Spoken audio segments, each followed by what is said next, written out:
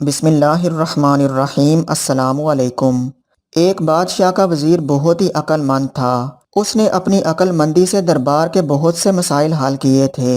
ایک دفعہ وزیر بادشاہ کو قومی خزانے کے بارے میں کچھ معلومات دے رہا تھا تو اسے معلوم ہوا کہ 5000 درہم کا نقصان آ رہا ہے۔ بادشاہ وزیر سے بولا، یہ جواب دو کہ یہ 5000 درہم کا نقصان کیوں ہو رہا ہے اور یہ کمی کس وجہ سے آ رہی ہے۔ وزیر بولا، بادشاہ سلامت، سچ سچ بتاؤں تو میں ان میں سے 1 دینار بھی اپنے لیے خرچ نہیں کرتا۔ یہ سب تو میں ریاست کے ضرورت مندوں کو ان کی ضرورت کے وقت فراہم کرتا ہوں۔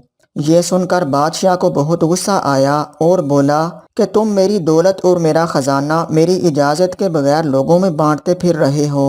کل کے دن ہم تمہیں سولی پر لٹکا دیں گے۔ اس کے بعد غلاموں نے بادشاہ کے حکم سے وزیر کو قید کر دیا۔ بادشاہ جب رات کو سونے کے لیے لیٹا تو اسے اندازہ ہوا کہ وزیر کا گناہ اس قدر بھی بڑا نہیں ہے کہ اس کی جان لے لی جائے۔ زیادہ سے زیادہ اسے وزارت سے ہی ہٹایا جا سکتا ہے۔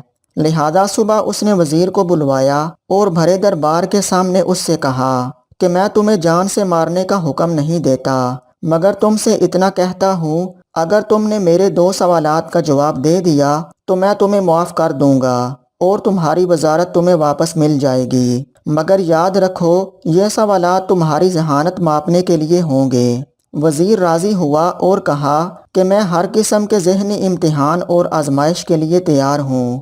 بادشاہ نے پہلا سوال پوچھا کہ ایک عورت نہر میں نہا رہی تھی، اس کے شوہر نے اسے دیکھا تو کہا کہ تم اس پانی میں رہی تو تمہیں طلاق ہے اور اس سے باہر نکلی تو بھی تمہیں طلاق ہے۔ اب یہ بتاؤ ایسی کون سی صورت ممکن ہے کہ عورت نہر سے نکلے اور اس کو طلاق بھی نہ ہو؟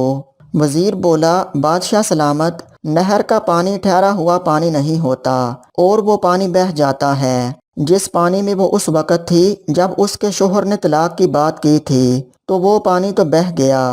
اگر اس کا شوہر کہتا کہ بہتے ہوئے پانی میں تو بات کچھ اور ہوتی۔ بادشاہ کو اس کا جواب پسند آیا اور بولا، اب دوسرے سوال کا جواب دو۔ ایک بچہ 10 سال کی عمر میں کسی سے لڑتا ہے اور اس لڑائی کے دوران اس کو دھکا دے دیتا ہے جس سے وہ کنویں میں گر جاتا ہے، مگر جب اگلے دن وہ دیکھتا ہے تو اس کی لاش کنویں میں موجود نہیں ہوتی۔ پھر 15 سال کی عمر میں وہ اپنے کسی دوست سے لڑتا ہے اور اسے بھی دھکا دے کر کنویں میں گرا دیتا ہے۔